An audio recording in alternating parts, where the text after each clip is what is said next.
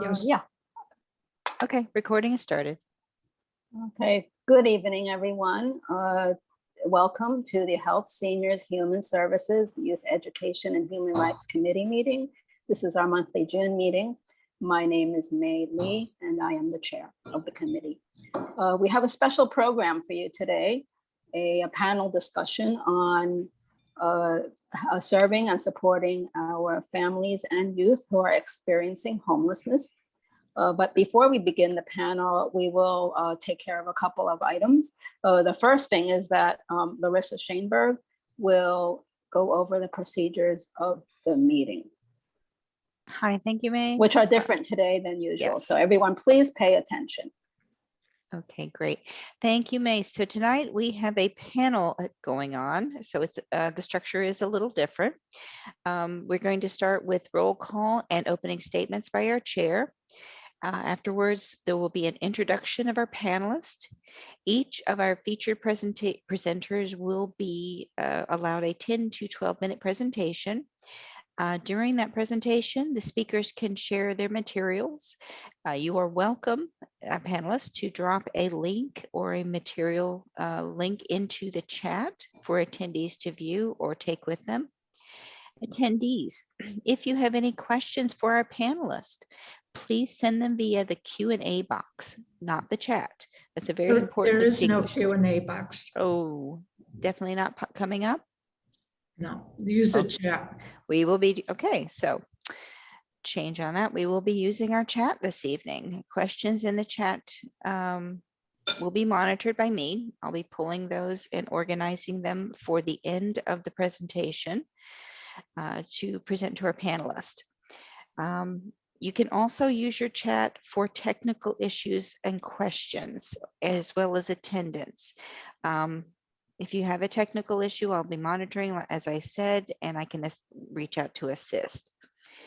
The Q&A session will begin after the last speaker has finished their presentation. Our chair will begin the process by taking questions first from our committee members, and then we will begin reading questions, or she will begin reading questions submitted by our attendees. Committee members, please remember to raise your hand to ask your questions, and you will be called in the order in which we raised your hands. Attendees, questions can be submitted at any time during the presentation, so you don't have to hold off until the very end, because as I said, we will be monitoring them, but they will not be read until the completion of all the presenters. And if you have a specific question that you would like to direct to one specific organization, please start your question with attention to, and then the name of the organization or the presenter, so that we can target that specific person for the question. Okay. All right, thank you, May. Okay, thank you, Larissa. Okay, so before we start the panel, we just need to take care of some committee business, which is the committee members roll call. Thomas, can you take care of that? Okay, thanks. May Lee. Here. Thomas here. Larissa. Present. David. David Crane. Okay, we'll get back to him. Eric. Yes, here. Okay. Shirley. Here. Deborah. Present. Alicia. Yep, I'm here. All right. Laura. Here. Heidi. Present. Ricky. Ricky Wong. Oh, he's He shouldn't be on. He's not. Shouldn't be on. He's no longer on. All right. yeah, he's I need to get an amended list. Sorry about that. And Carmen Perez. Is Carmen with us? Okay, thank you. That concludes the roll call. Okay, thank you, Thomas. Okay, so we're going to get started on the panel discussion right away. Today we have 3 different organizations to speak. It is first of all the New York City Department of Education, then Henry Street Settlement, and then the Citizens Committee for Children of New York. Okay, so each one will speak. And then, as Larissa said, we will take questions and answers after all the speakers are done. So the first speaker will be from the New York City Department of Education. His name is Cecilio Diaz. He is the Regional Manager of Students in Temporary Housing for School District 1. And also on hand, we'll have a couple of his team members to answer questions later. But Cecilio will speak now. Mr. Diaz, you Yes, may take the floor. Thank you. Can everyone hear me clearly? Yes. First, let me thank you for having me here, for inviting me to speak to you today. With me is Ms. Mitchell. Charlene Mitchell is the one of our directors that heads the borough of Brooklyn. Right now, she is giving us our services here in Manhattan. Just a little bit of background on myself. I am a product of the New York City public school system, also the city university system. I've been with the New York City Department of Education for quite a while. I don't want to say the years that I've been with them because then I would be giving up too much. Ms. Mitchell and I are the veterans of the Students in Temporary Housing Program, and I am very, very happy to be here. I'm going to share my screen with you now. Please let me know if it's there. So everybody see, I have a template that I would like to go over with you. I'd like to give you a little bit of background on the Office of Community Schools and the Students in Temporary Housing Program. Yes. We don't see anything. I don't know if you need to be, Alyssa, does he need to be given some permission to share? I think he needs to be made co-host. Okay, give me one moment. Is not showing. So is it there? Is it Charlene? Is it Just- being Okay, shared? you're made, Cecilia, you're made co-host. You should be able to share now. Okay.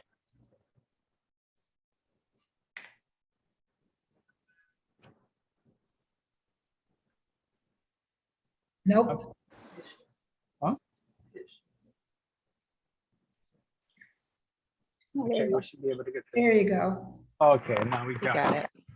Okay, I'm gonna go over, I had some of the questions that you submitted, so by going through this, we would probably answer most of the questions that you submitted for us to address.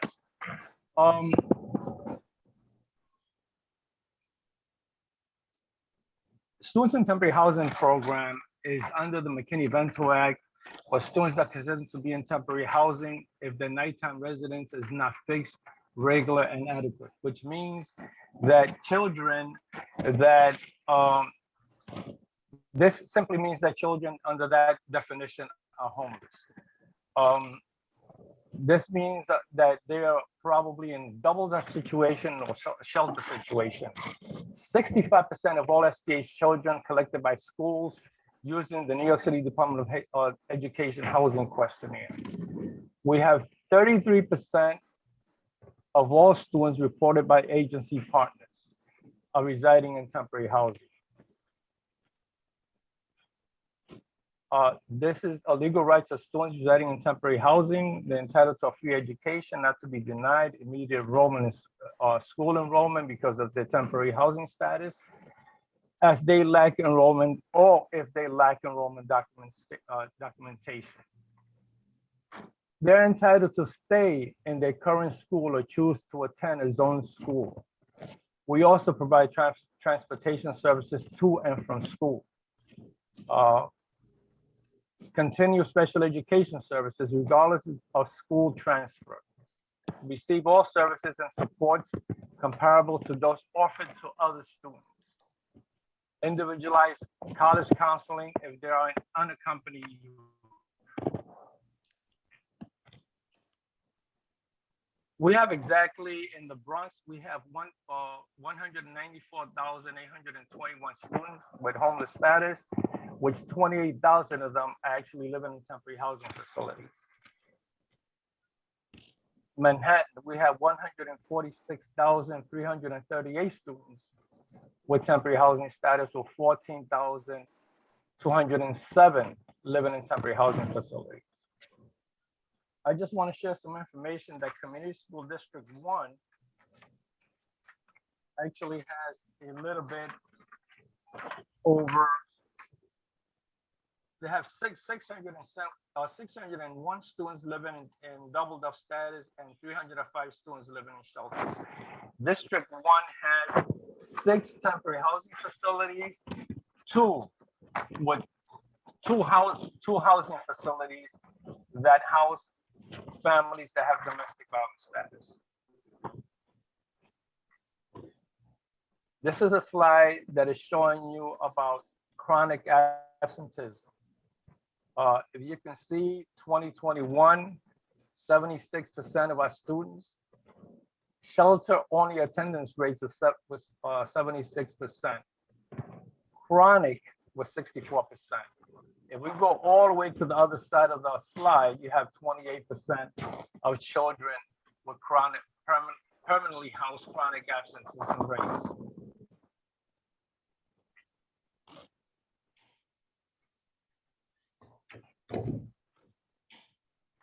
The Office of Community Schools have dedicated staff to support schools and shelters.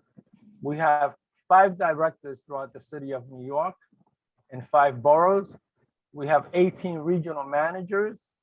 We have 100 bridging the gap social workers in those schools that have over 20% of students residing in temporary housing. We have 107 community coordinators in those schools that have over 20% of children residing in temporary housing. We also have on-site staff, family assistants, 117 throughout the city, directly in shelters, providing services, making sure that children are enrolled in school.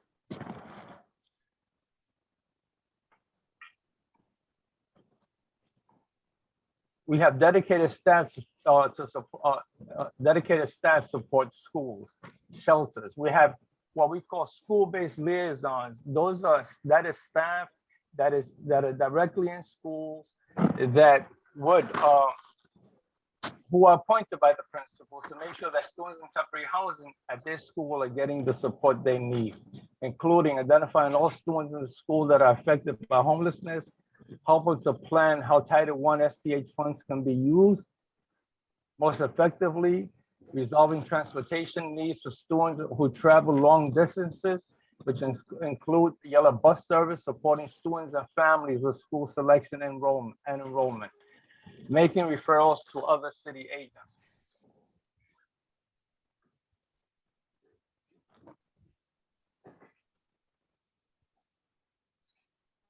Skip to this. At the present moment, we are looking to see how we can conduct system change within the DOE citywide. We are presently looking at hiring at least 75 more community coordinators and some more bridging the gap social workers.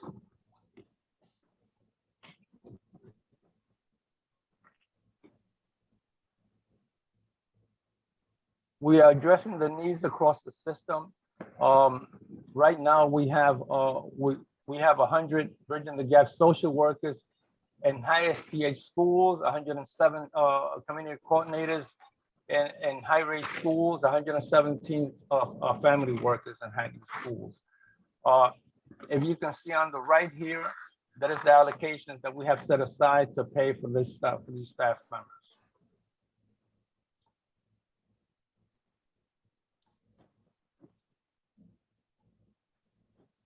Charlene, you can jump in anytime you want. If I'm missing anything here, I'm trying to go as fast as possible. Time is of the essence.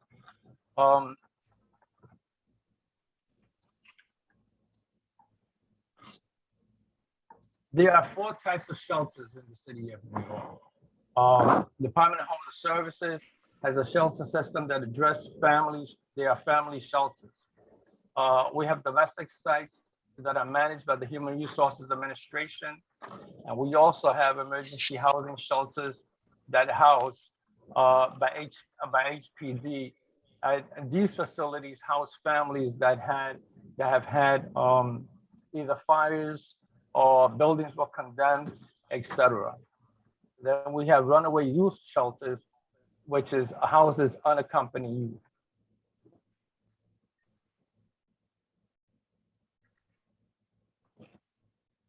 Unaccompanied youth are children that have run away from home, have been kicked out of their homes, or have been abandoned by parents.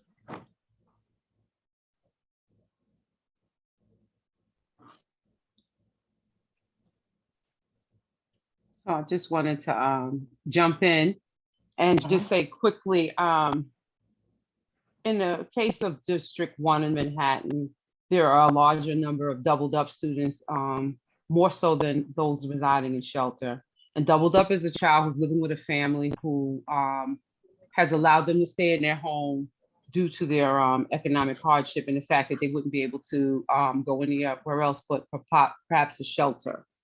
The other big concentration in Manhattan are unaccompanied youth. Those are youth that are either not accompanied by any guardianship and maybe living in a group home setting, or they living with a guardian who or an adult who does not have legal guardianship over them. So one of the things I wanted to point out was that oftentimes you will see that children may enter a school building and have several layers of need. And the goal of the Students Contemporary Housing Program is to look at them holistically and do what we can to provide any and all pieces that they need or supports they need in order for them to be successful in school. So once a child enters a school building, they have a right to immediate enrollment. We register first and we ask questions later about how can we support this child. So they don't have to have their immunizations immediately at the time of enrollment, but we work with them to secure those types of documents, birth certificates and things like that. Many times they don't have it because of the situation that they're currently facing. They're entitled to immediate free lunch, and there's also an adequate, appropriate placement, not just any placement or any particular class, but we do assessments with those children to make sure that they're placed properly in classes that will meet their educational needs. So I know Bo mentioned about IEPs, individual educational plans. If those children have a history of that, we want to build on that, make sure that they get a reevaluation if necessary, or if they're interested in joining a team, we want to support them in that. Schools also are supportive in providing students with uniforms for school, basic clothing if it's not a uniform school and they should need it, school supplies. We also connect families to immediate free healthcare services within the community. I know there was a concern about mental health. We have Bridging the Gap social workers that are on site in many of our schools to support students in their socio-emotional health needs. And where necessary, we do provide them with local referrals. We're living in a time right now where that's key, as children have each individually faced trauma around the pandemic, as well as their living situations, some of which were living in temporary housing prior to the pandemic, and some as a result of the pandemic. New York City has a good deal of folks that are now starting to face evictions. So we're starting to see newly evicted families as well, some of which are doubling up with other families, and some of which are being placed in shelter. And to just run a distinction, Bo did mention the HPD shelters. Those are families who have an immediate crisis like a fire, flood, or some sort of case like that where there's been a catastrophic incident. They are placed in a motel. And then we have families that are in the shelter system, and this is where they'll stay until they can secure permanent homes. The difference between the HPD shelter and a regular family residence, if you would, is that an HPD shelter will sustain them until they're able to return to the original home structure, the fixed, adequate, and regular home that they were accustomed to, or they will enter the shelter system if they cannot find family or friends that are willing to take them in as a secondary family in their home. So that's basically it in terms of the presentation piece, but we're open to questions once it's time later on. So if you have any, please feel free to jot them down. Also note Bo's name and myself so that we can follow up if any questions should happen after today's meeting. Thank you for your just- time. Charlene, I just want to follow up. I just want to make folks aware that are in this meeting now that you have some wonderful, wonderful principals in District 1. I'm going to tell you that, for instance, a school at 188 that has the highest rate of children in temporary housing, this is a principal that never says no to enrollment. No matter what the RACL in the school says. If it says we don't have any room, this Ms. Ramos makes room for our children, no questions asked. We also have PS 142, the same way. Mr. Gutman is a great principal. We also have 34, 140, 15, and 64. I have districts throughout the city of New York. I'm also the regional manager for Community School District 4. Also in Queens, districts 24 and 30. I'm gonna tell you, whenever I go to other meetings and they ask me about a school district, I always tell them District 1 is one of the smallest districts in the city of New York. But I'm gonna tell you, they have some of the best principals in the city of New York. They never say no to our children. There is no pushback. I can tell you that when if it's a uniform school and the child goes in without a uniform, the child leaves with 2 uniforms. And I've been doing this for a while, and I can tell you that, and it's difficult for me to say that, but we do get pushback with some principals in other districts.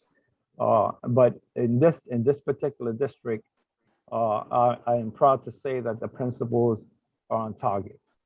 They are on target. I have a couple of schools that have even put in washing machines in their schools, open on Saturdays, so families could come in. So we'll take any questions that you have right after other folks come in. Oh, okay, thank you very much. Well, could you stop your screen share?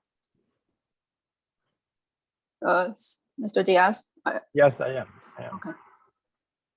Okay, thank you very much. And I'm so glad to hear, heartwarming to hear that our schools in District 1 are, so, welcoming and, of the needs of students in temporary housing. Okay, so our next speakers will be from Henry Street Settlement. Everyone knows them. They're one of our most wonderful local settlement houses. And we are going to hear from Rehana Osi. She is the Senior Director of the Urban Family Center, which is part of the Henry Street Settlement, and also David Garza, who's the Executive Director. Go ahead. Great. Thank you so much, May and Susan and all of CB3 for the opportunity to speak and talk about the work. I'm really grateful and honored to be presenting with Rehana Bassi, who is one of our shining stars at Henry Street, responsible for an extraordinary portfolio of challenging work, but really meaningful and important work. And we're happy to follow and partner with the DOE, and really appreciate Mr. Diaz and Ms. Mitchell's presentation and acknowledgement of the Lower East Side. We know how special District 1 is. We know Ms. Ramos is a rock star, as well as many of the principals that we're fortunate to have, in our district. We're also grateful to present here with CCC, Citizens Committee for Children. I'm on the board there, and really grateful to work with Laura and Jennifer March, who's the CEO there. They do a lot of important work to inform how providers like us deliver services on the street and deliver services in our community. Like that. Rehana and I are going to present. I recorded some of it. Hello? Yeah, so you can see it. You leaving? Yeah. I'll Hello? put that out. I'm gonna. There we go. I think we just muted Mr. Diaz. As much as good to hear from him. Great. And so we're going to talk about family shelter and family homelessness. And I think any conversation around homelessness in New York City has to be looked at through the very unique lens that homelessness in New York City takes place. New York City is the only city in the country with a right to shelter law, where the city is legally responsible to put a roof over a family or an individual's head if they present as homeless.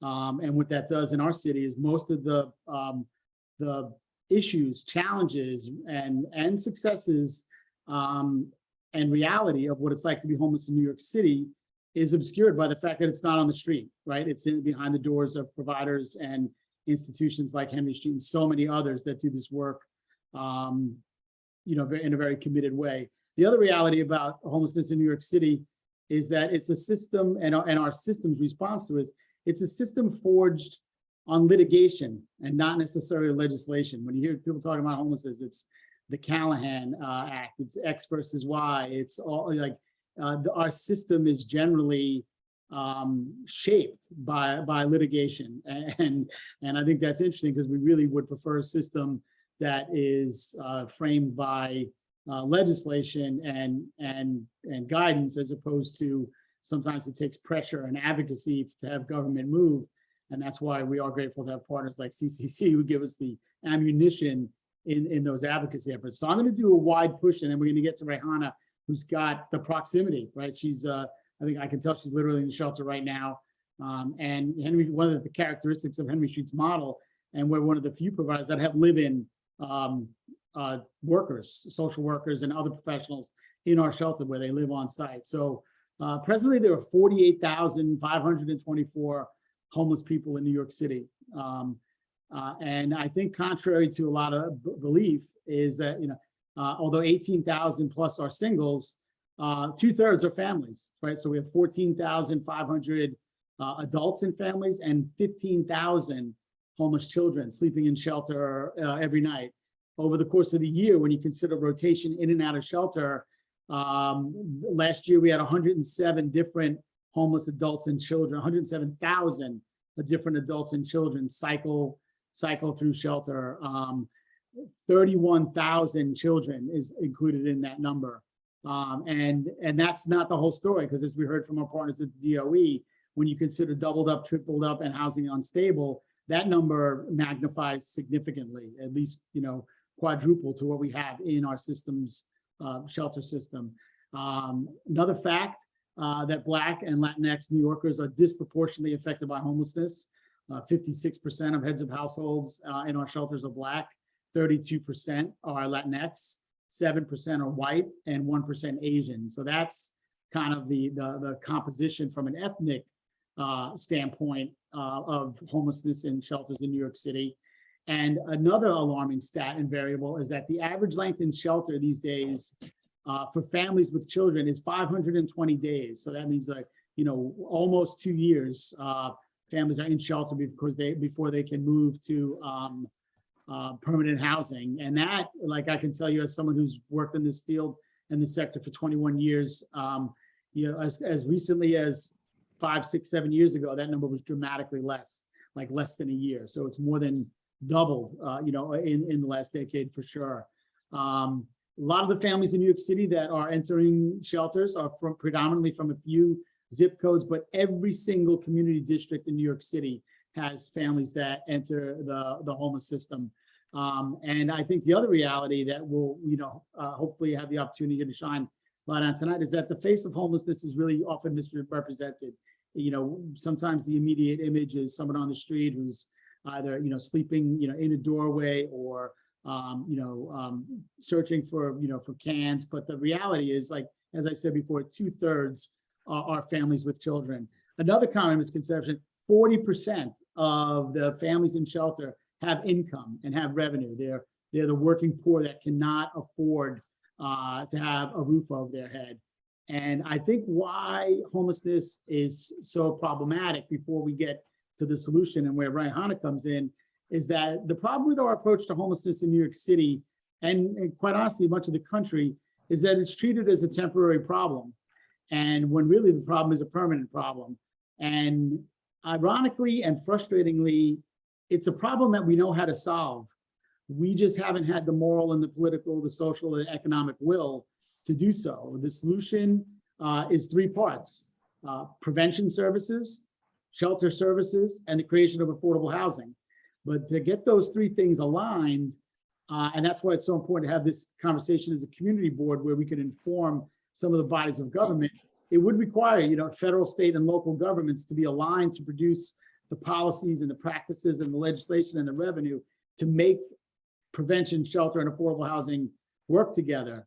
But in the absence of a national commitment to a solution on homelessness, state and city governments and New York City as well, we kind of play whack-a-mole with it, right? Like we focus on shelter, or we focus on prevention, or then we focus, you know, we rarely focus on housing, I will say. Some of the variables over the last years are going in the complete wrong direction. New York City has lost 150,000 units of affordable housing over the last 25 years. That alone would accommodate certainly the 45,000 families we have, you know, individuals in shelter. And so the housing trajectory, right, it's homeless. So you don't have to go far for the solution, right? People are homeless, they need homes, they need affordable housing. And that's only done in two ways. You either preserve it or you develop it. And this board is really familiar with the amount of affordable housing that gets included in development. But from a preservation standpoint, we've lost 150,000 units of affordable housing over the last 25 years. On the flip side, some variables are going in the right direction. Another first for New York City, we're the only city that instituted a right to counsel legislation for families and individuals facing eviction. Everyone who's facing eviction can get a lawyer. It used to be a slam dunk for landlords to bring a family to eviction. They were 99% of them did not have a lawyer. Many of them would lose those cases that did not have to be lost. A lot of cases have even stopped being brought to court because they know now that tenants are going to have a lawyer. So that has helped kind of contain the census. And in fact, I think people like Steve Banks deserve a lot of credit for actually containing, you know, that number of homes. I think this past administration, the de Blasio administration, was one of the first where the number of people sleeping in homeless shelters on the last day of the administration was lower than on the first day. So that's some hope. But the fact that it's not a temporary problem, it requires a coordinated solution.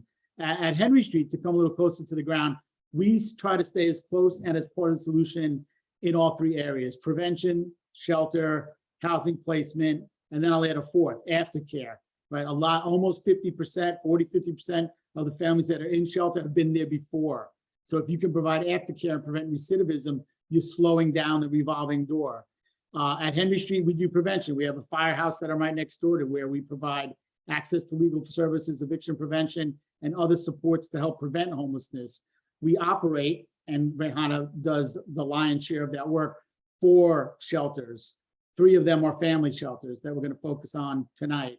And then we also have city council support to do aftercare work, where we work collaboratively with CAMBA and WIN to other providers to focus on aftercare and stay with people for up to 2 years after they get out of shelter, hoping when they go to the neighborhoods they go to, we provide wraparound services that, you know, Ms. Mitchell underlined are so necessary to help families, you know, stabilize and all of those wraparound services that they need. And each one of our shelters has a housing specialist embedded as part of the staff, because for us, the objective is permanent housing, right? To take the less out of homeless. Some of the other ancillary services Henry Street's also involved in. We are the community school at PS 188, where Principal Ramos works. 50% of the children in that school are from shelter. Out of that 50%, 39% have documented diagnosed disabilities. It requires an extraordinary commitment, extraordinary amount of resources. So we're grateful that we have those rock star principals. The community school model is a shining example of the capacity to bring effective services into school-based environments for children and students. Henry Street presently operates 3, one at University Middle School, one at Orchard Collegiate Academy, and at PS 188. On top of that, we know that mental health challenges for our children and families in shelters are key, and our children in schools. Henry Street operates 9 school-based mental health programs where we have social workers embedded in these schools to complement, augment, and work collectively with the DOE resources that were outlined. And I'm really proud and grateful to work for an organization that's been committed to solutions around homelessness for decades. Henry Street opened the first family shelter in the country in 1972. And there was a time in the 70s when a lot of homelessness was being dealt with welfare hotels that are notorious for not having services, for being unsafe. And Henry Street worked with Columbia School of Social Work and launched the first model of family shelter that provided people their own apartment, focused on independent living, embedded all those support services, and worked diligently and in a dedicated way to really kind of create that pipeline from homelessness to permanent housing. The model is characterized by wraparound services, by on-site live-in resources, and really treating families with dignity and respect, and giving them the tools and the resources that they can take steps forward. And today, that work gets carried out by leaders at Henry Street, like Rehana, and we're gonna hear from her now about some of the, in preparing for this. And I don't know if the answers that we shared were shared with the committee, but I'll let Rehana do an introduction of her experience in homelessness and of her portfolio and Henry Street's portfolio. And then I'll ask some questions that will help the committee hear the responses that are very directly targeted to what the experience is like for our parents and children in shelter. So I'll ask Rehana to introduce herself, and then I'll kind of MC some questions to her. Thanks, David. And thank you all for having us here tonight. It's an honor to be a part of this panel. So my name is Rehana Bossi, and I am the Senior Director at the Urban Family Center. I'm also a licensed clinical social worker. So I started my career working for the Administration for Children's Services. From there, went and got my degree in social work, got licensed, and I've worked in many other areas, including, I worked on Rikers, I worked with visiting nurse services, I worked with foster care, and I'm now working with Henry Street, working within shelter. I've been working in the shelter system for about a little close to 6 years now, 3 of them with Henry Street.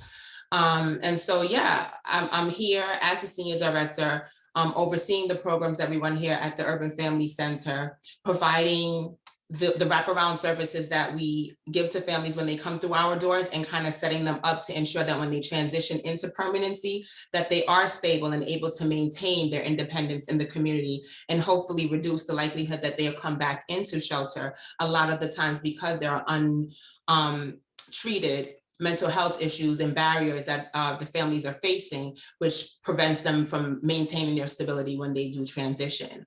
So like David said, we did answer, some of the questions that were sent to us, and I guess you want to go through those, David?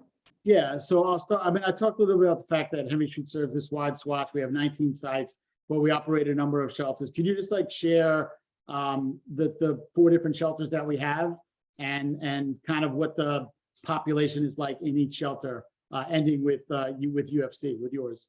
Yeah, so we have our 3rd Street Women's Residence, which is a transitional shelter that's for single women that have severe mental illness and sometimes substance use issues. We also have our Helen's House, which is our transitional program. It's for it's a single mother's facility. The cap is 2 children. So it's a smaller program. And we have our emergency DV shelter, which houses up to 26 families. So it's 13 units that are shared accommodations, and those are for families who identify as survivors of domestic violence. And then there's the Urban Family Center, which we house 82 families. And these are larger families, anything that constitutes a family with a child under the age of 18 in that family unit. Thanks, Rehana. And core services like that we provide in the shelter, could you just outline that constellation of services? Yeah, so we have a nice plethora of services that we provide here. So we have case managers, we do have employment coordinator, housing specialists, we have our social workers, youth team, we do have aftercare services provided as well. And all of these things are provided to the families as they come through the doors, and we're assessing their needs. We're linking them to resources within the community. Again, trying to stabilize our families, especially for our DV families that are coming through our emergency shelter. Our core responsibility is to help stabilize and create a safe space for those families to kind of get back together and get them back into either their previous home or into other safe housing. And for the families coming through PATH, our Tier 2 families, we are trying to service the family as a whole, the entire dynamic, children and adults alike, making sure that educational needs are met, that their employment needs are met, any mental health needs are being assessed and met, and again, helping them to transition into permanency. Thanks. We're talking about mental health. I think between the people that presented, we've each mentioned it, kind of underlying it. Are the mental health services that we have adequate for the population? Mental health services we have are adequate in the quality of the services that we provide, but the quantity is what's usually problematic. Currently, we have one social worker in our program to service all of the families within the Urban Family Center.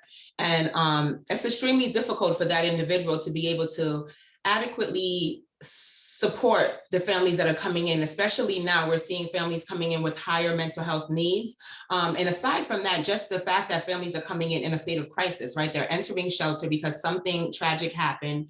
You have children who have been a part of the disruption, whether it was domestic violence or, the loss of a family member, whatever that looks like. And just coming through the doors, even their path to get here, they have to be up at path for hours on end to be assessed before they are finally linked to a shelter. Then they're getting here in the wee hours of the morning. You've got 3 and 4 kids who've probably been sitting around for hours during intake and things of that nature. And then they got to get ready for school tomorrow morning. And mom has the issue, with employment. And so there's just all these compounding issues that the social workers are hopefully able to address, but having the amount of individuals to do that adequately tends to be a challenge that we continue to face. Now, so what is that like? Actually, as a leader of an organization, like I cringe when I hear like one social worker for the family. So what's our optimal staffing level? Like, how are we at 1 right now? I can't imagine. And I know we have other clinical levels, like clinical client care coordinators and resident assistants, but like, how do we get to that place where we have like 1 social worker for all those families? Yeah, it's been a challenge recruiting and retaining licensed social workers to work within shelter.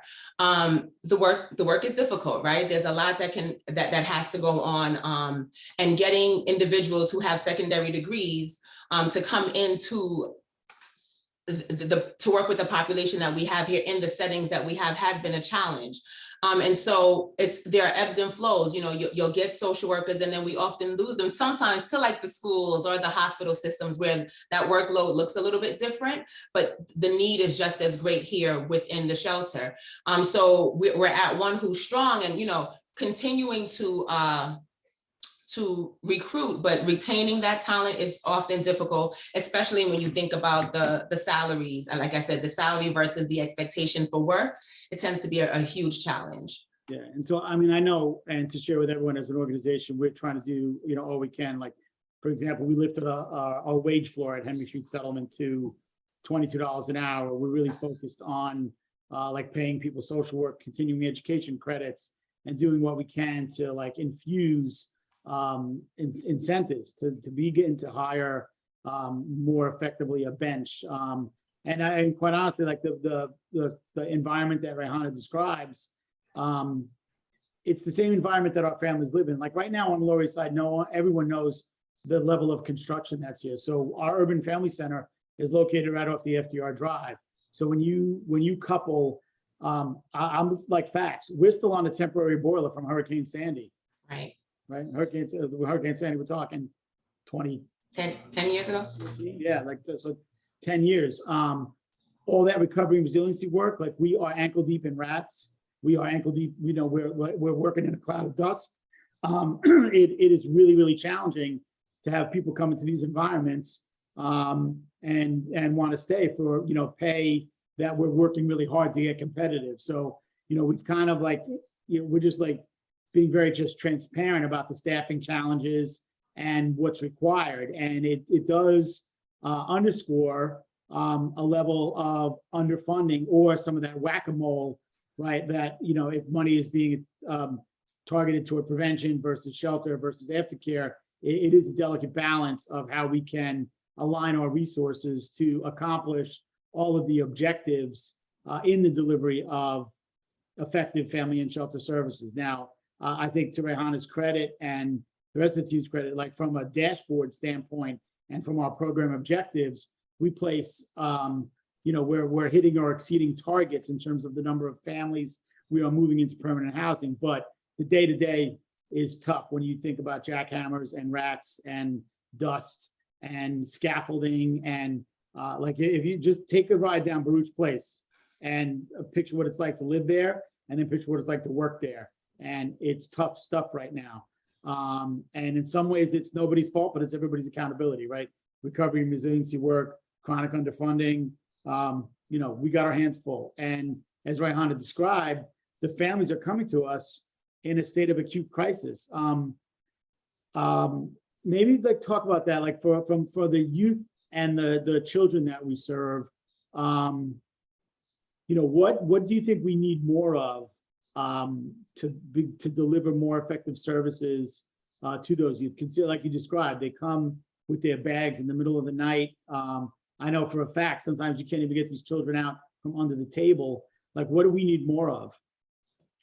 Yeah, definitely youth-focused services. I think a lot of attention, and rightfully so, is paid to the adults that are coming into shelter, right? We're concentrating on getting them employment, getting them rehoused, making sure that there's stability there. And often the children kind of get overlooked.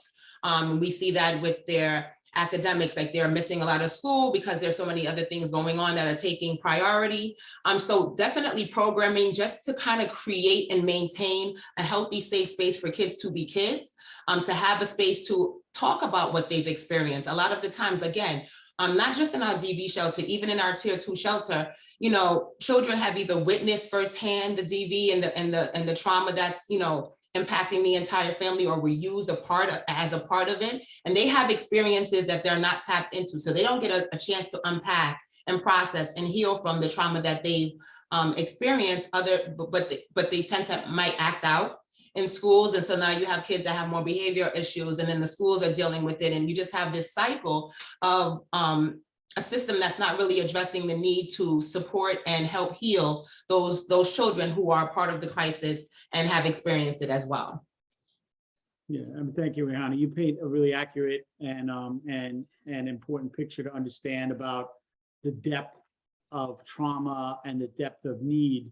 And that's why we're grateful. We're grateful for partners like DOE. We have staff from them. We have a lot of private philanthropic efforts that give us additional levels of staff. And we're still like experiencing some of these challenges of being like chronically kind of on the edge because of all these variables. So, we've tried to give you like a very just real picture of what it's like, across the portfolio of Henry Street Services to deliver services to our children and families in shelter. And, we have some concerns about like the Lower East Side, and this could be, probably the perfect segue to, to Laura, what Laura's going to talk about. Because when we look at like trends and stats on the Lower East Side, whether it's increasing poverty rate or increasing, like rent burdens, or when you look at the high percentage of single parent families, like we know some of these like pre-indicators that put people at the risk of homelessness are actually increasing on Lower East Side. And for years they were decreasing. So we know that COVID has not only made things more visible, but it's certainly exacerbated the intensity of what it's like to be homeless in New York City, to be at risk for homelessness in New York City.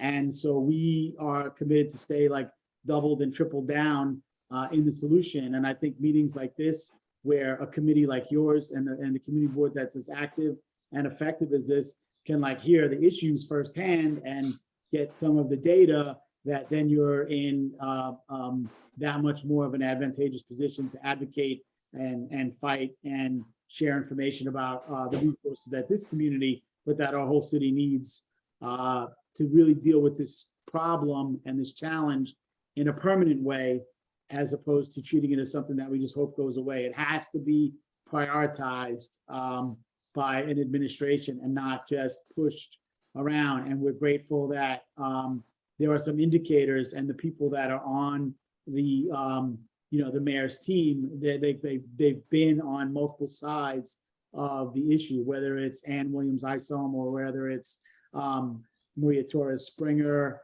These are individuals who kind of understand the challenges that we're up against with our children and families, and we hope that that translates to solutions and actions and resources. So Rayhana, thank you for being such a great partner, and thank you all for the opportunity to share some of our work. We appreciate it.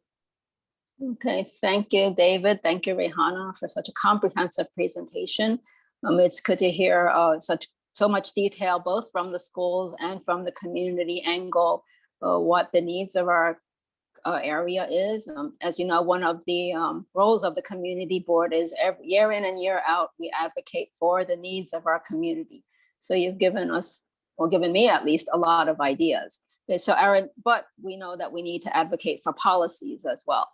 And so next up, we have Laura Jangstrom from the Citizens Committee for Children of New York, and she's going to talk about advocacy for families and youth affected by homelessness.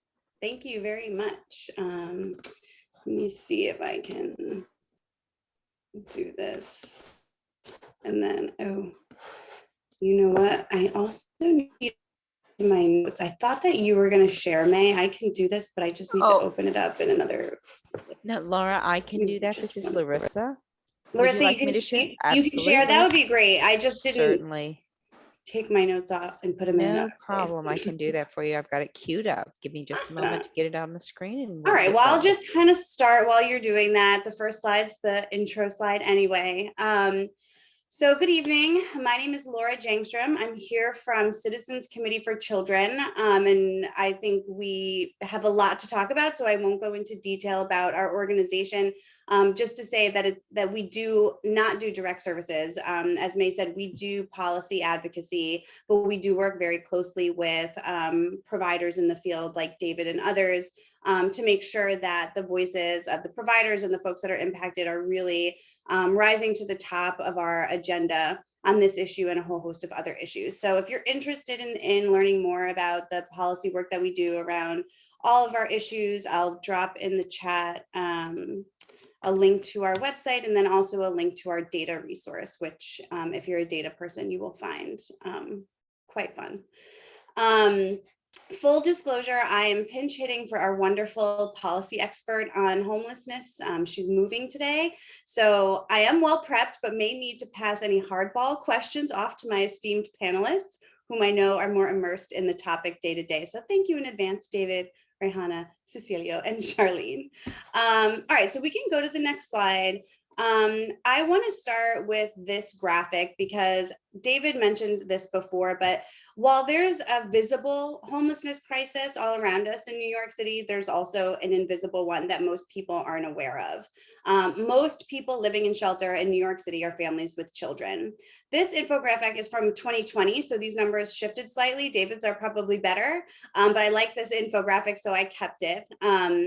But you can see that that's almost 20,000 kids under the age of 13 that are living in shelter.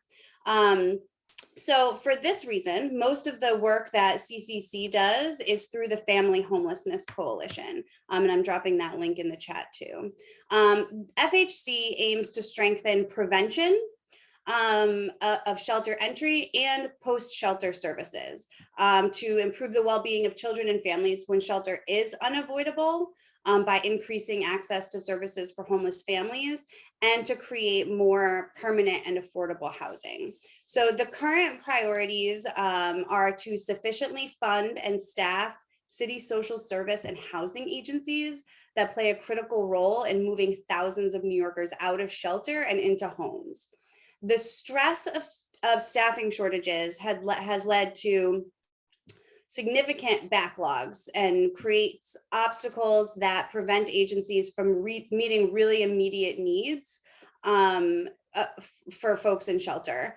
The staffing shortages at HPD have substantially slowed down the pipeline of affordable housing and is only costing the city more money in shelter costs because it's vastly more expensive to keep a family in shelter than in their own home or supportive housing. Some numbers that I've heard is close to $5,000 to $6,000 a month to keep a family in a shelter. That's like a nice 2-bedroom apartment, maybe 3, right? Another priority is around the housing vouchers. So in late 2021, New York City released new rental assistance rules that drastically increased the number of New Yorkers eligible to renew their housing vouchers, called City FEPs. So we want to fully fund City FEPs to cover the cost of the expanded program, which we have not yet seen. We also want to, through the FHC, fund the hiring of an additional 150 shelter-based DOE community coordinators to address the needs of students in shelters and work with folks that are in the schools and in the shelters already. Increase the capital budget funding for the development of affordable housing to what was promised by Mayor Adams during his campaign, which was $4 billion per year. And ensure that at least 15% of HPD funded housing projects are set aside for people experiencing homelessness, and that domestic violence survivors are an eligible population, because right now they are not eligible for those set asides. And then finally, and this is something that extends to beyond workers in this field, but human service workers more broadly, we need to compensate them properly, right? So we appreciate all the work David's done at Henry Street to lift the bottom wage floor. The Just Pay campaign is something that we're involved in. It's committed to ending the government exploitation of human service workers by demanding employees under contract with the city and the state be paid fair wages for their labor. We know that human services workers are predominantly women and people of color, making this an equity issue first and foremost. And so they're calling for a whole host of different things. And I think I have a link there for you, because I don't want to keep bulleting out all of the priorities, but they're important. So that's a 1-pager, just kind of about the Just Pay campaign that I just dropped into the chat and their asks. So we can go to the next slide. That's sort of like citywide what we're advocating for. Let's look a little bit about what's happening in CB3. So first of all, these are just a couple quick demographic facts. So CB3 is home to 167,128 residents, 9,722 families with children. And you can see a race ethnicity breakdown. It's a very, as you know, it's your community, a very diverse community, lots of different things going on, lots of different needs, and lots of different assets. So that's just painting a little picture. We could go to the next slide. We know from data, and this is affecting CB3, but it affects all neighborhoods, that 1 in 2 households with children reported difficulty meeting their weekly expenses. That 1 in 3 renter households with children reported being behind on rental payments, and that 1 in 7 households with children reported sometimes or not often having enough to eat. So, you know, people are struggling in the city, and it's often the folks who are struggling the most that have the least access to the things that they need. So if we go to the next slide, we can see what this looks like in District 3, how this plays out. So more than half of households living in or near poverty in New York City are severely rent burdened, meaning rent makes up 50% or more of household income. So overcrowding statistics in CB3 show just a 7.3% overall crowding, and this was from 2019. But the statistic for families with children is much higher, 34.6%. So that's quite a high number of folks that are living in overcrowded rental housing, or and also who have a severe rent burden. So we know, you know, what does this mean for the kids that are in these conditions? You know, overcrowded conditions make the tasks of staying inside, social distancing, and remote learning even more challenging for their families. If they have folks in their houses that are immunocompromised, it made it even worse. And so you can imagine the trauma that folks in these conditions faced over the last couple of years. So the next slide, and David touched on this a little bit about the sort of the sheer length of stay that folks are experiencing in shelters. So, we do know that the number of families with children in shelter was declining prior to the pandemic. We saw a steep decline during the pandemic because of the the eviction moratorium. But something that is not trending so well is that while the average length of stay for these families was already over a year prior to the pandemic, finding housing for those who have remained in shelter since has been even more challenging. Thus, the average length of stay for families with children jumped to like 520 days. So it's important to frame this housing security crisis as another policy area that demands actions to achieve both racial and gender justice, as I mentioned, because we know that 94% of heads of households of families with children in shelter are either Black or Hispanic, and the vast majority are women with young children. So we talk about these disparities just to show that these are equity issues first and foremost. Next slide. So related to all of this is New York City established, as I mentioned, a moratorium on evictions at the onset of the COVID-19 pandemic, which prevented an even greater housing crisis than we already have. Residential evictions fell from 20,810 in 2017 to 129 in 2021, which seems good, but since the moratorium, 115,000 eviction filings have been submitted to housing courts. So this poses a great risk to housing security for many of these tenants now that the moratorium expired. We expect a wave. A tsunami.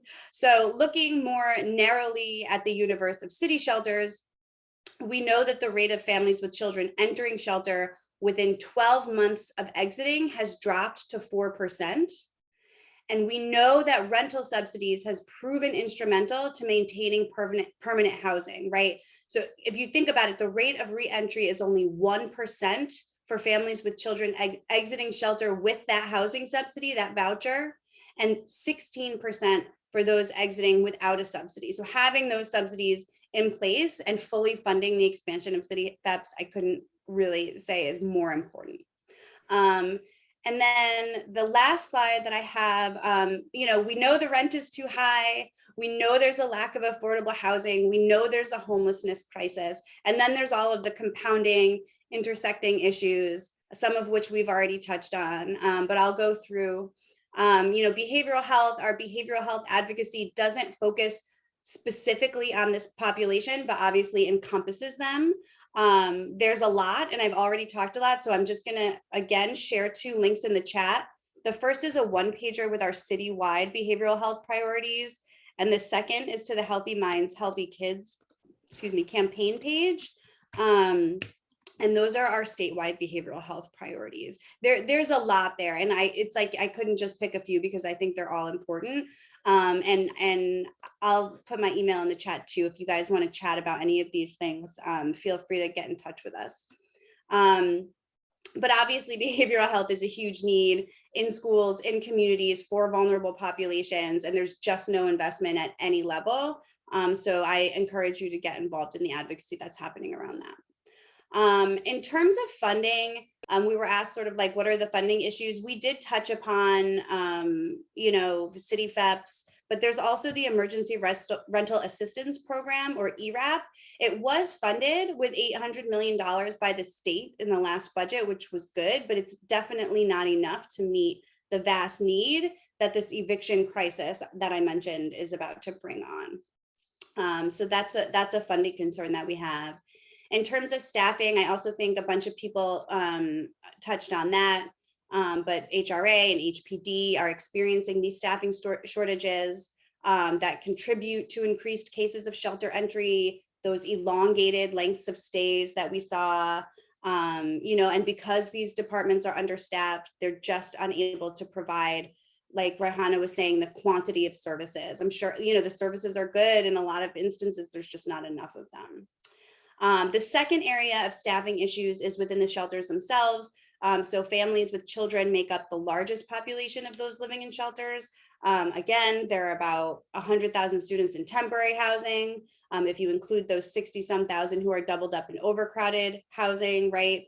So we just need more. And when I was looking at the numbers that the DOE brought in before, 100 bridging the gap social workers, 100, there's 100,000 students in temporary housing. So even if we have 300-400 support staff in place, like that's just still not enough, right? And it's not to just say like throw more social workers at the problem or more that at the problem. These are also really nuanced issues. And people are worried about staff going from this, from this to the other. And so that is what, again, this fair pay, this just pay issue is about too, is in the human services workforce.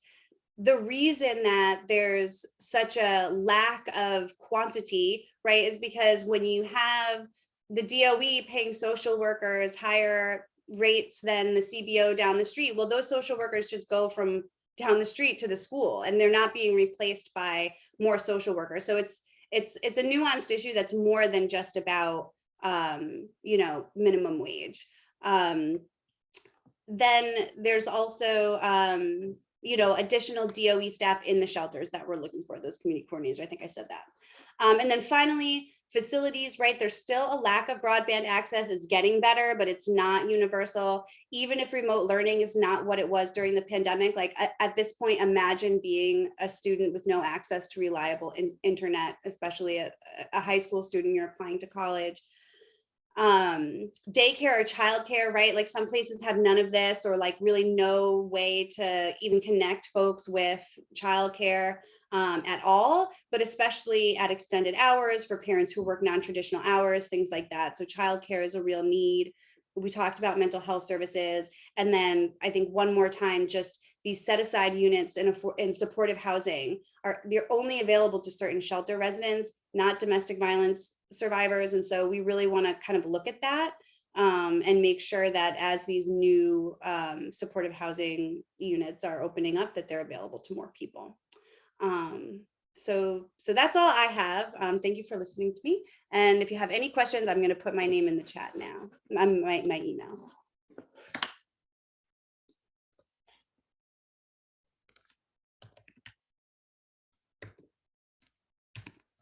Thank you very much, Laura. You've also given us a lot of ideas. So that ends the speaking portion for the panelists, for the speakers. So now we will take questions and answer questions. Committee members may raise their hand and I will call on you when you raise your hand. The attendees, you may put your question in the chat. And just to let you know, all the questions will be organized a little bit by our secretary and our facilitator. So we won't be asking duplicate questions, but we will, be able to capture everything, all the questions answered. Let's see.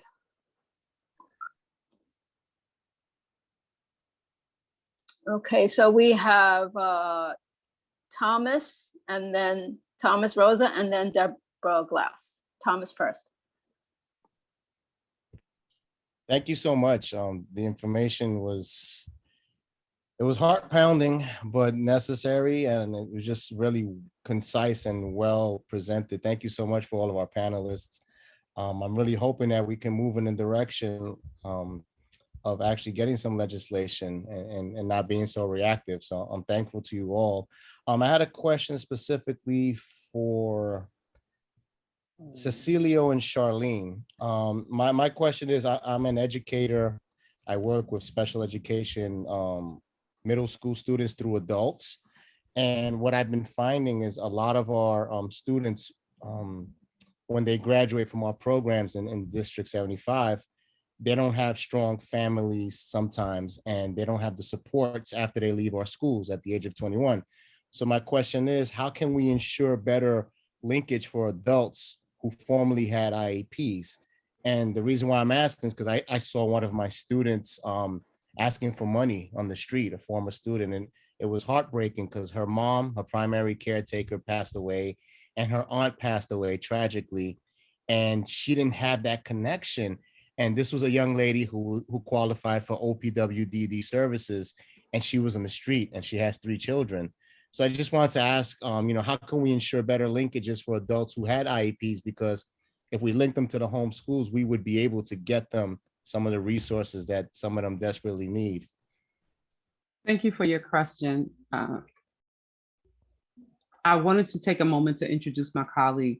She made it here. She was at another commitment, and her name is Miss Iris Gersten, and she's actually our guru in the area you're asking a question in terms of unaccompanied youth or youth that are aging out of services and continuity.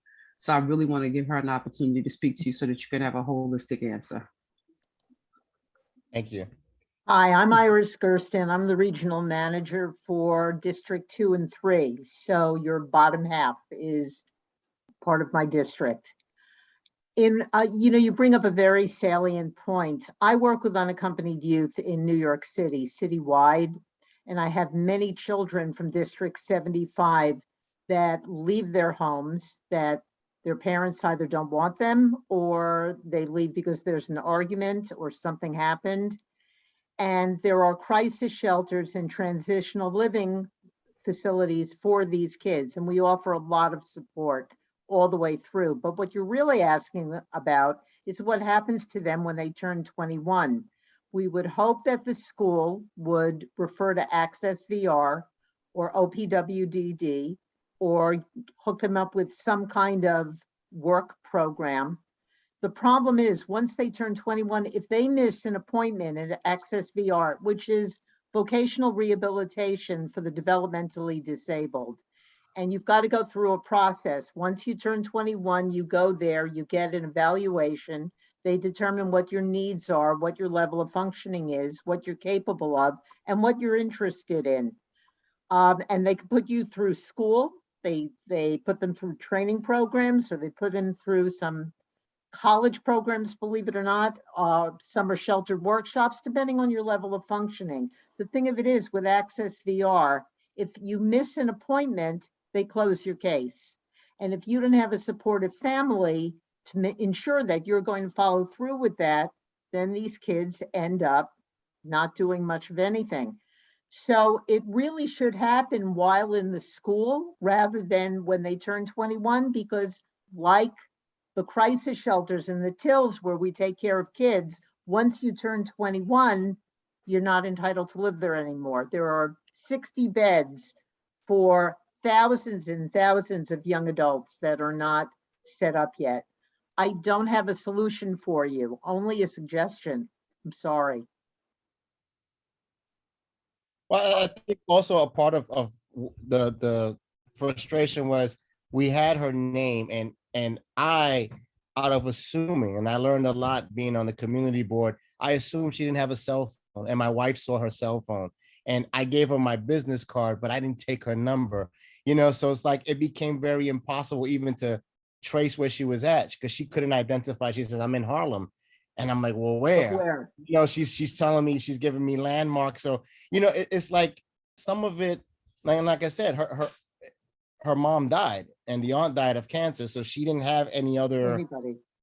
So that's what I mean. Like some of these cases could be cleared up with a simple referral to, whatever caseworker was with them, that's Thomas, I disagree because with these cases, look, a simple referral is definitely helpful, but it's my experience that some people need to be held by the hand, checked in on, find out, did you keep your appointment? What happened? What do you need next? So, and that young adult could be referred now. It doesn't matter if you find her again. And if you want, I'll give you my phone number and you can call me or you can write me on email and I promise you I will follow up. Okay? That's wonderful. Thank you. Okay, thank you. Our next question is from Deborah Glass. Hi, thanks everyone. I want to echo what Thomas just said, that this was incredibly informative and heartbreaking, but thank you. And hopefully we can figure out a way to agitate and push for some things that can make a difference. My question is actually pretty mundane. It's for Cecilio or Charlene. I'm just curious, what do you consider chronic absence? So, there's a certain number of days of the school year. Is it 50%? Like what exactly does chronic absence look like that triggers? What is chronic? What do you define as chronic absence for these children? Well, let me tell you that once a child is absent 10 consecutive days, a 4-7 is generated. The 4-7 is a form that is automatically generated for that child, and the attendance teacher gets it and makes a home visit. But taking it further, chronic absenteeism now is anything under 85% attendance. And my colleagues could, if I believe that's the range that we have. But We've been taking, I'm sorry. No, go ahead, Charlene. I'm sorry. Right, and I think that's it. We've been taking some steps even more recently to make sure that students don't even get to the point of 85%. 85%, exactly. Even one day of school missed can set a child back 3 to 5 school days information-wise. So anything more than 10% or once a month is considered chronically absent. We don't want them to fall below that 90% range, because then it becomes a very slippery slope in getting them back on track. Thank you. And I'm glad that you asked that question, because in District 1 is what the schools in District 1, that when the child moves out of shelter, usually wants to continue in District 1 schools, and they might move to the Bronx, they might move to Brooklyn, etc. So those days that they can't make it, the mom can't bring the child to school, they add up. And the child could fall very quickly into that category of chronic absenteeism. We always want the child to remain in the school of origin, but once they move out of shelter, it becomes an issue. I mean, you look at our numbers with children that are in shelter. Once they start moving around, they fall within that range.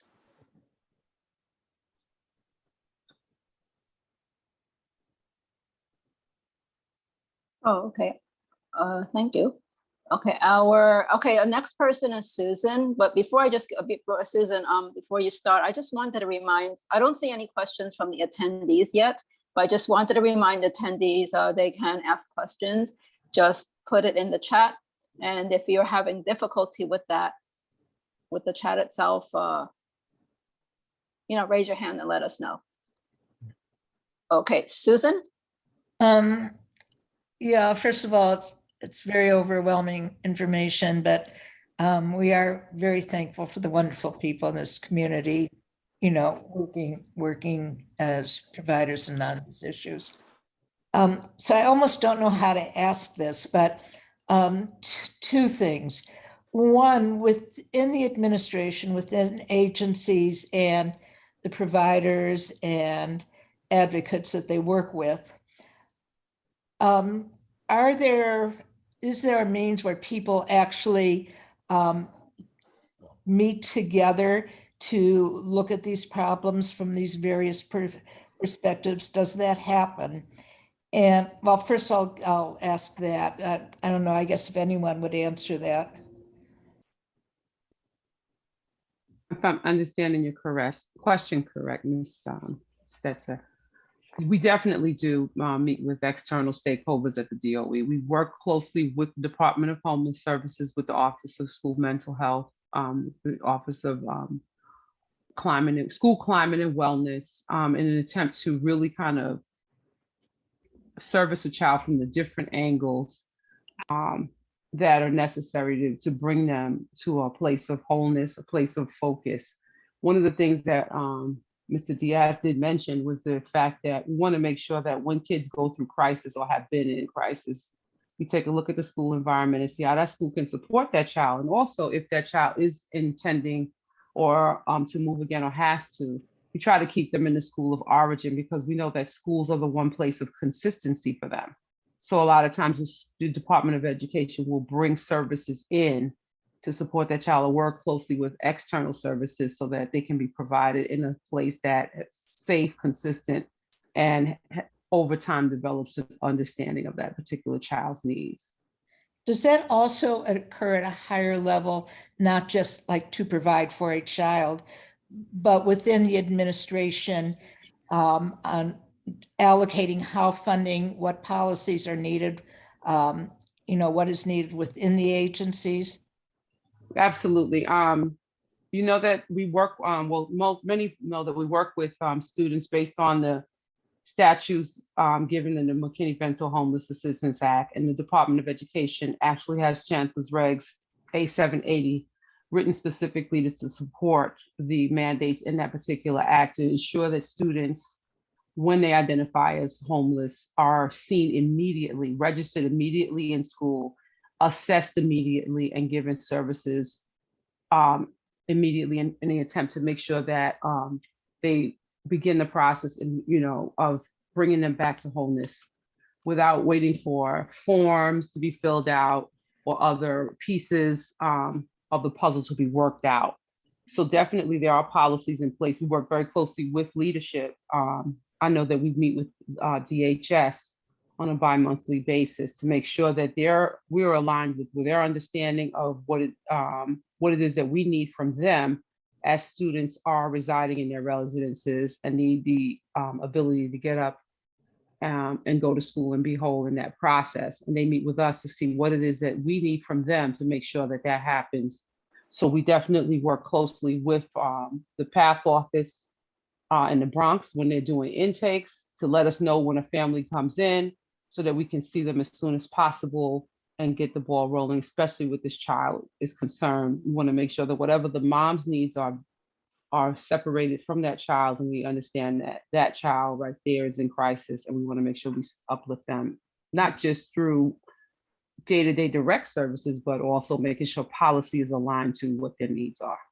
Okay, so before David makes his comment, I'm going to be sort of more blunt and direct. I know those of you working in the field really care and you do the work necessary to try and provide. I don't get the sense from higher up in the administration. I get the sense that homelessness is a problem to not be visible and not and to get rid of, but not from the viewpoint of the family or the people. And that's why when I say higher up, how is this informed higher up? That's the level I mean, not those of you providing services. I mean, those of you, not those of you, those in the administration who are deciding not to have homeless shelters or, making the decisions to have sweeps or other policies that affect this, particularly proactive policies. And maybe that's something you can't answer, but maybe David will comment on it. Okay, are you done, Susan? Yeah, well, I Okay. David was going to had his hand up to comment on this. Yeah. Oh, David Garza, your hand is down. Do you still wish to speak? I was just anticipating that. Yeah, I just wanted to say, Susan, I think it's both, right? I think that I know at certainly certain agency leadership, there is first I'll say this, there is a commitment and a practice of bringing providers to the table to look at issues. I will say that, Commissioner Jenkins and Administrator Carter at DHS, there is a regular practice to create forums and to ask us kind of what issues are going on. And in relatively new administration, there's also been some responsiveness. I think, I think issues that are like recent evidence of that and examples of that are even, a decision made recently. Like we've all heard from multiple standpoints how staffing and resources are a consideration around recruiting and retaining talent. The administration just made a decision to allow us to use accruals as incentive payments toward staff and team building and retention. I think recently there's been a lot of collaboration and exchange around kind of security and best practices, and that's and I'll reinforce what I said before, and it's not to pander to the administration, but people like Ann Williams Isom, they get it. And around mental health, for example, we've seen a real commitment to look at it from the either the family or the individual lens. Now, when I'll say it's mixed, I also have to just acknowledge that there does seem to be a practice and a tendency to just want to make homelessness go away or move it. And I think that that needs to reconcile in the administration because, execution is one thing, strategy is another thing, kind of commitment and vision and making it a priority or a third thing. And I think unless you get an alignment on those, we're not going to see all these variables, kind of go up. And, I don't envy any mayor's job, but I do think it's a responsibility to align kind of like priorities, vision, strategy, and execution. Because like, as you say, you can have the great people up and down the different levels, but unless you pull it together in some kind of coordinated effort, you're going to continue to play whack-a-mole or just move the problem instead of solve the problem. So I think you're touching on something that is a real challenge and a responsibility of the collective, provider, advocate, government, and private philanthropic responsibility to look at collectively.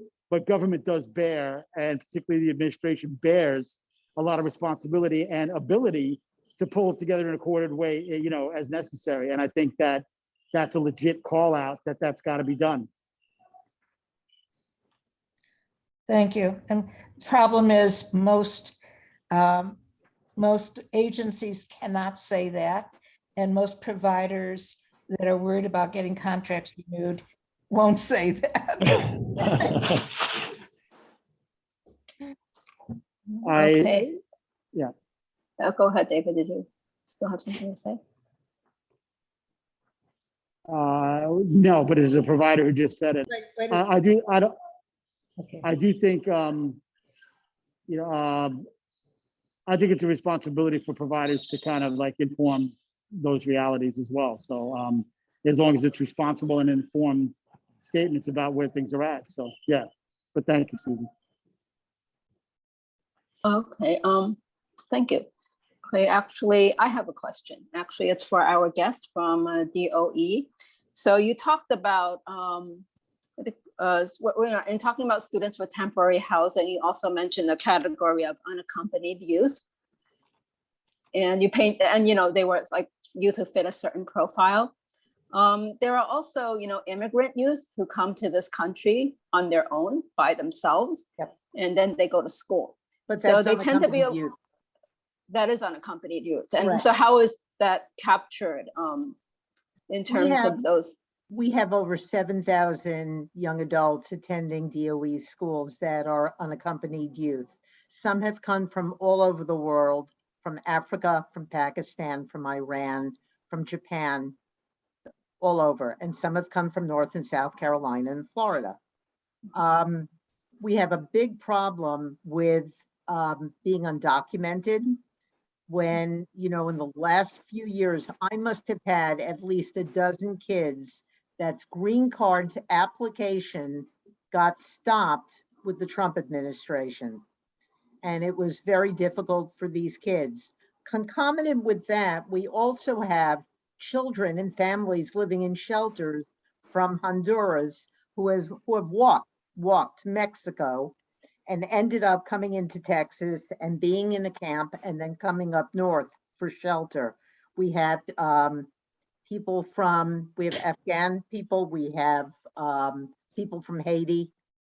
So we have lots of different people, and the undocumented status is very, very difficult. I mean, and it's very hard to find immigration attorneys to help some of these families, and they have no money. And if they go to buy legal services, they can be charged thousands and thousands of dollars. And there's a limited amount of services out there for people who need their green cards. In regards to unaccompanied youth, there are specific agencies like the DOOR.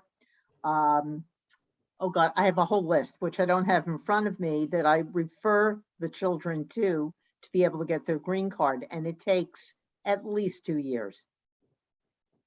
Yeah, I know about that actually. Yeah, so thanks for that. But I also wanted, no, I do immigration work. I'm not a lawyer, but I do a lot of immigration. But I also wanted to ask about, sometimes the parents are here, but the child can't go live with their parents because there's not enough room there. or the parents are somewhere in the United States, but just not in New York. And the reason why they're not here is because they're working. We need to go wherever we can find work. So often parents are working in another city or another state, but the kid is here.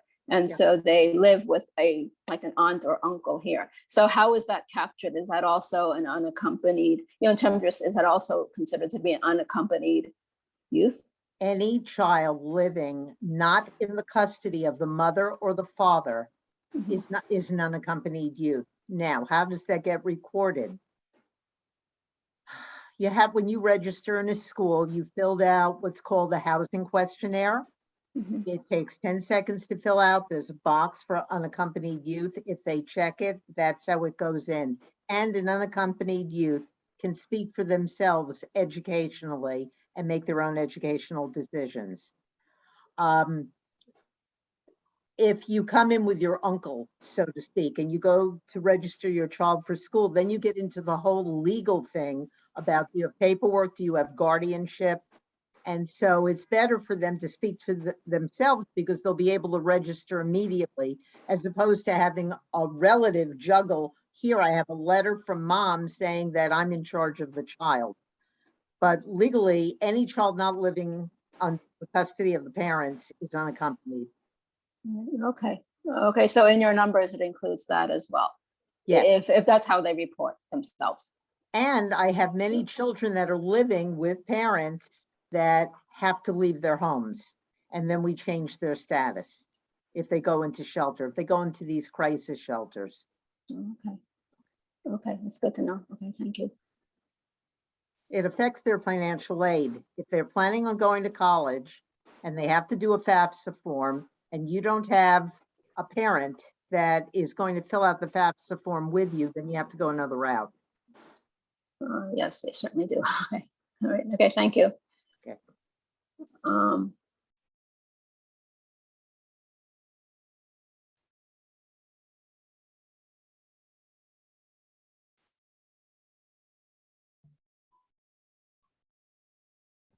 Looks like that's it on questions.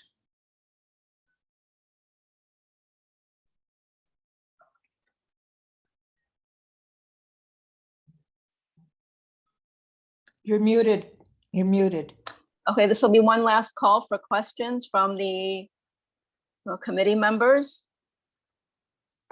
So raise your hand now.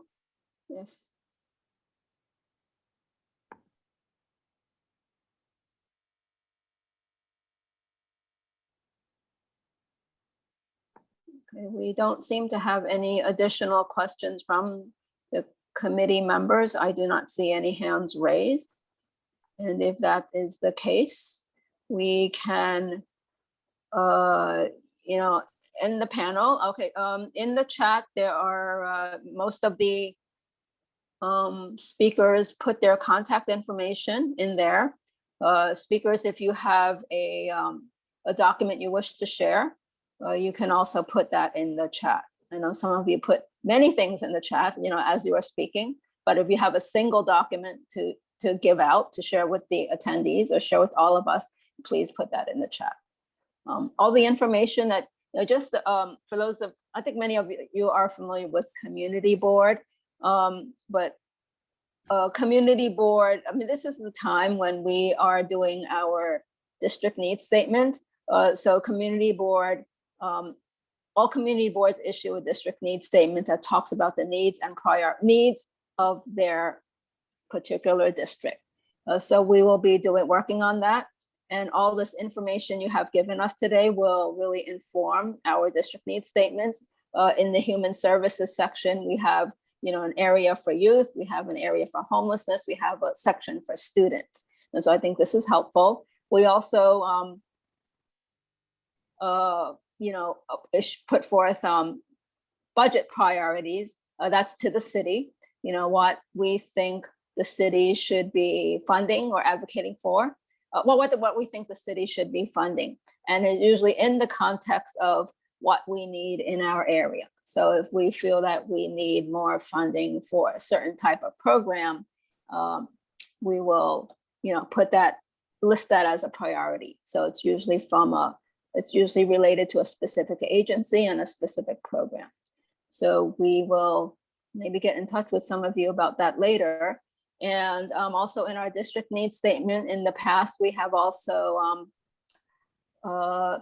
some to make it a little bit more interesting and more readable. We sometimes highlight little stories, in a little box. And if we use any of your stories from the speakers today, we may do that. I'm not promising anything yet, but if we do, we will get in touch with you and let you know and verify everything before we do it. Okay, Susan? Yeah, I just wanted to ask if we have copies of all the slides that were shown. Yes, I We, have a copy of the slideshow. Oh, okay. From Laura. you have a copy of Laura's slideshow. We do not have a copy of a DOE slideshow. We'll share that with you. Yeah, I wanted to ask particularly because we will be using these for district needs. If you Okay. could send us a copy, and as May said, I hope it'll be okay if we follow up with any of you for questions, that would help inform our budget priorities or other things. Okay, thank you. Okay, thank you. Okay, so, all right, great. So that concludes our panel discussion. It was very lively and interesting. And we are coming to the end of our meeting. So we will take care of our final business, which is the roll call, the final roll call. Thomas? Yeah, let me pull that up.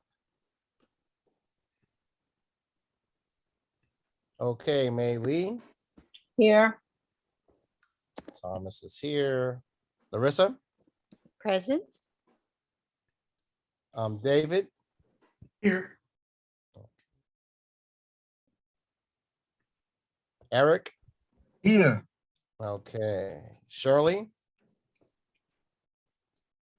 No Shirley tonight? All right. Deborah, Present. Alicia, Yes, yes, yes. all right, Laura, Here. Heidi, Here. and Carmen. President Abel. All right, thanks. Okay, thank you all. This ends our meeting and the meeting is adjourned and everybody have a good night.